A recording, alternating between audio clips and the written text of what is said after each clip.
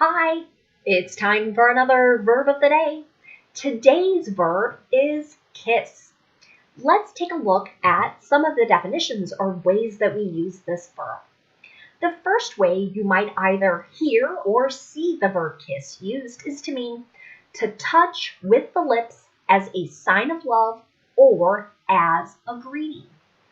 So this is a particular action you might see in movies and television shows quite often. In many cultures, it's quite common to kiss a person on a cheek or both cheeks as a greeting. So again, this particular action can have a couple different meanings. A second way you might hear the verb kiss used is to mean to touch gently or lightly. When I think of this definition, I think of various stories I've read over the years where a writer has described the wind kissing the trees. So that, in my mind, creates a picture of like a very gentle or light breeze. You should know that kiss is a regular verb. To make the progressive tense, all we need to do is add ing to form kissing. The past tense and participle forms of this verb are made by adding ed. The base verb, kiss, ends in this unvoiced S sound. So our ed is going to make a T sound. Kissed, kissed. Now, I have one additional meaning for us to look at with a phrasal verb, and that phrasal verb is kiss up to. Now, the meaning here is not really going to connect very closely to the earlier definitions we looked at, but to kiss up to is generally meaning to try and get into someone's favor. So you want them to like you, to maybe treat you differently, better. And so generally this phrasal verb is describing a person of kind of a lower position or with less power, and how they're interacting to someone higher up. So this could be from child to parent, from child to teacher, from employee to boss or manager. And we'll see one of those examples in my example sentence. My younger brother was always kissing up to our mom. Right? So this is a little bit of a true statement from my childhood.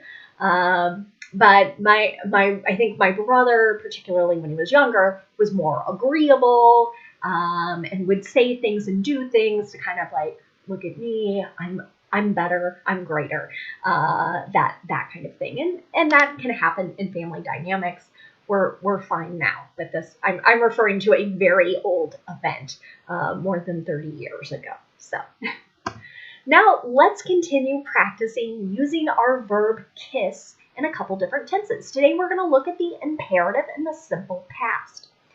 The imperative is another way to say a command. So we're telling someone to do something.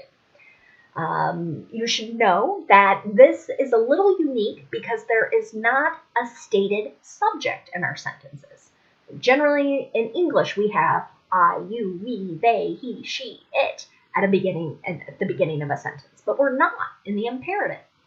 The subject in the imperative is implied. So it's either you singular, so if you're just talking to one person, it's very clear it's for you, or maybe you're talking to a group of people. So imagine a teacher talking to her class of students. Again, then it's you plural. Okay? So generally, to make an affirmative sentence in the imperative, we're just going to start with the base verb. Now, you can always soften the sentence, make it seem a little kinder, maybe a little less direct, telling someone to do something, by adding please, either at the beginning or the end, but you don't need it in both places. So you're going to see that in our example here. So please kiss your grandma. That might be something a parent says to their young child. They're kind of teaching them how to properly greet family members. Now, if I want to make a negative imperative sentence, I'm going to use do not and then the base verb. Here's an example sentence. Don't kiss a stranger during a pandemic, right? So we know COVID is passed through the air, essentially, through our breath, our exhales, and our inhales. So don't get this close to anyone right now. Now let's take a look at the simple past tense. And in the affirmative, we're going to use that ed form of the verb. This is true no matter what our subject is. Here's another example. He kissed his wife after his team won the big game. Okay, so we've got a completed action at a known point in time, and that's what the sentence is describing. If I want to make a negative simple past tense sentence, then I'm going to use did not and then the base verb. So I'm not using the ed form in the negative. Here's another example. They didn't kiss until they had dated many months. Finally, if I want to make a yes or no question in the simple past tense, I'm going to start with did, then I'll have my subject, and then the base verb. So again, no ed in our yes or no questions. Here's an example. Did the characters kiss in the story? So the story could be referring to a book, an article, a movie, a TV show, etc. Now we're going to take a look at some related words and phrases. Our verb kiss could also be used as a noun. So that word has the same spelling, the same pronunciation, could have a couple different meanings. Most commonly, you're going to hear it referred to as a touch with the lips in kissing. Here's an example sentence. Give your grandma a kiss. Right? So this sentence really has the same meaning as that imperative we just looked at a few minutes ago with kiss your grandma. Give your grandma a kiss. A second way you might hear the noun used is in reference to a particular type of chocolate candy. And I mention this because I had a student who was once very confused by a particular sentence, especially because their children were talking about giving kisses. And she's like, oh, what's happening? Turned out it was just candy. So I've included a picture in the bottom corner for you to see. So here is another example sentence drawing on some of my past experiences. My grandma always had a bowl full of kisses around the holidays.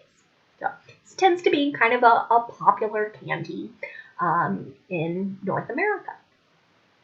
Now let's take a look at an idiom, and that is to kiss someone goodbye or to kiss something goodbye. Now, this could have a literal meaning, again, maybe pre-pandemic times before we had all this fear about viruses. As people left, they might kiss relatives goodbye. But as an idiom, what it means is that you are accepting that someone or something is a loss. Let me give you an example of it before I talk a little more about it. So imagine a boss saying this sentence. If you miss another day of work, you can kiss this job goodbye. Oh, this job will be lost. That's what that means. The last phrase we're going to look at today is the phrase to kiss and make up. What this means is at some point there was some sort of dispute, disagreement, argument between two people or more, and they maybe we're kind of fighting, not talking to one another. But eventually, if they start to talk again, they start to be friends again, you might hear this phrase, they have kissed and made up. So that's my example sentence. They kissed and made up after not speaking to one another for years. Thanks so much for watching today's video. I hope you have a great day.